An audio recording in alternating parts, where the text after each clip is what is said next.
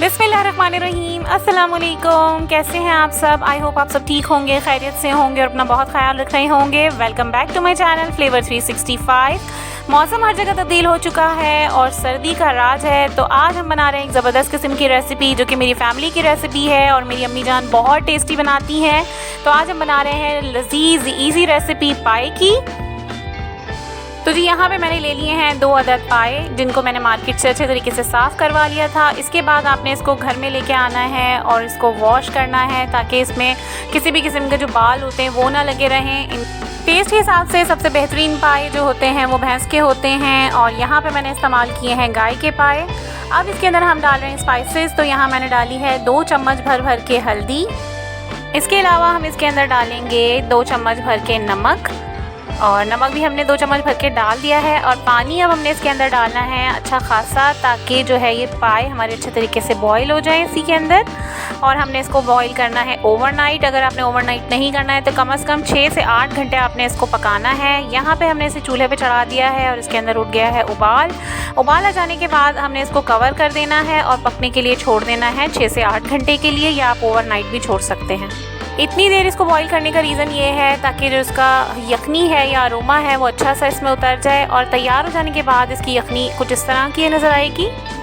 पाए बॉईल हो जाने के बाद हमने यहाँ पे लेना है गोश्त, और गोश्त लिया है मैंने बोंग का। अगर आपको बोंग का गोश्त नहीं पसंद तो आप कोई और गोश्त भी इस्तेमाल कर सकते हैं। ये है जी 1 किलो। साथ में मैंने ली है यहाँ पे प्याज, 3 बड़े साइज़ की प्याज हमने ले लेनी है। और इसके अलावा इसमें जाएगा 6 चम्मच भर के अदरक लहसुन। साथ ही यहाँ पे ड्राई स्पाइसेस हैं, जिसमें है हमारे पास रेड चिली यानी लाल मिर्च पिसी हुई 3 चम्मच, 1 चम्मच हमें चाहिए नमक, सूखा धनिया पिसा हुआ चाहिए हमें 2 चम्मच, और कौरमा मसाला है 4 चम्मच। यहाँ हमने ले लिया है बड़े साइज़ का पतीला और इसके अंदर हम डाल रहे हैं तकरीबन 2 चम्मच भर के ऑयल।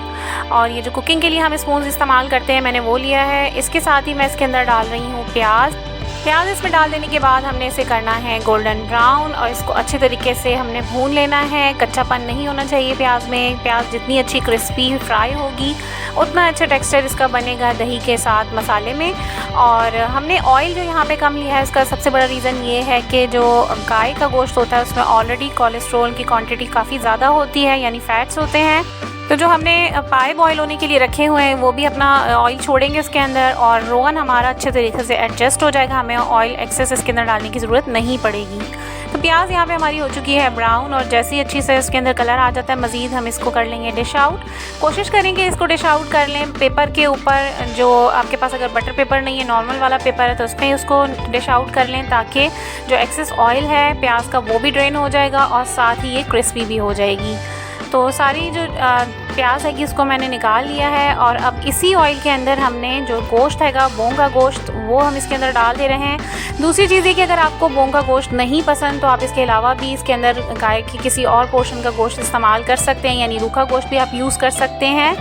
और अब यहाँ पे इसकी हो रही है भुनाई हमने तब तक करनी है जब तक पानी गोश्त का बिल्कुल खुश्क ना हो जाए और इसका कलर चेंज ना हो जाए, तब तक हमने इसे भूनना है, वरना गोश्त की स्मेल आएगी जब हम इसको भूनेंगे तब भी। तो अब यहाँ पे इसकी अच्छे तरीके से भुनाई हो रही है। मसालों के साथ कच्चा गोश्त को कभी भी ना भूनें ताकि जो जर्म्स होते हैं गोश्त के वो भी अच्छे तरीके से ख़त्म हो जाए इसके अंदर से। यहाँ पे हमने डाल दिया है अदरक लहसुन का पेस्ट, और अदरक लहसुन का पेस्ट है तकरीबन 6 चम्मच। 3 चम्मच अदरक का पेस्ट है और 3 चम्मच ही गार्लिक यानी कि लहसुन। अदरक लहसुन का पेस्ट डाल के अब मैं इसको मज़ीद भून रही हूँ गोश्त के साथ, ताकि जो अदरक लहसुन की स्मेल है वो ख़त्म हो जाए। और अब यहाँ पे हम इसके अंदर ऐड कर रहे हैं ड्राई स्पाइसेस डाल देने के बाद गोश्त को अच्छे तरीके से हमने फिर दोबारा भूनना है और मसाले के साथ भुनाई करनी है ताकि मसाले का टेस्ट गोश्त के अंदर उतर जाए। जैसे ही हमें हल्की सी भुनाई की खुशबू आएगी हम इसके अंदर थोड़ा सा पानी ऐड करेंगे ताकि मज़ीद जो कच्चापन है मसाले का वो ख़त्म हो जाए और अच्छा सा टेक्स्चर और फ्लेवर हमें महसूस हो। अब यहाँ पे देखें हल्का सा ही मैंने पानी डाला है, आधा कप के करीब हमने पानी डालना है, और अब हमने इसको अच्छे तरीके से भूनना है। थोड़ी देर भुनाई कर लेने के बाद हम इसमें डालेंगे अच्छा खासा पानी, क्योंकि बोंग जो है वो टाइम लेती है गलने में। और इसके अंदर हमने पानी डाल देने के बाद कम से कम इसे 2 से 3 घंटे हमने बॉईल करना है। डिपेंड करता है कि अगर गोश्त किस नेचर का, अगर काफ़ी बूढ़े जानवर का गोश्त होगा तो वो मज़ीद टाइम लेगा।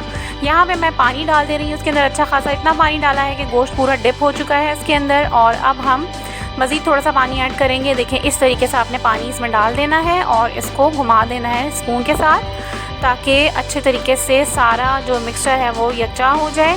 जैसे ही इसमें बॉईल आ जाएगा हम इसे कवर कर देंगे 2 से 3 घंटे के लिए।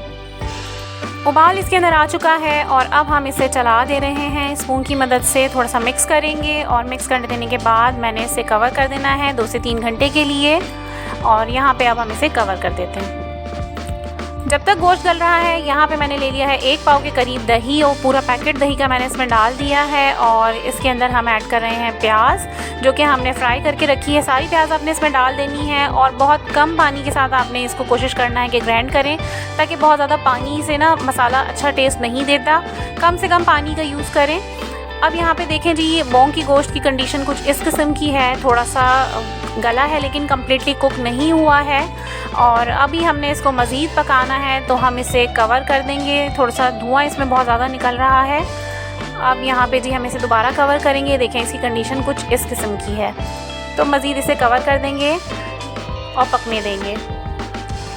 यहाँ पे जी गोश्त हमारा हो चुका है तकरीबन 3 साढ़े 3 घंटे इसने लिए पकने में, और यहाँ पे ये हो गया है रेडी।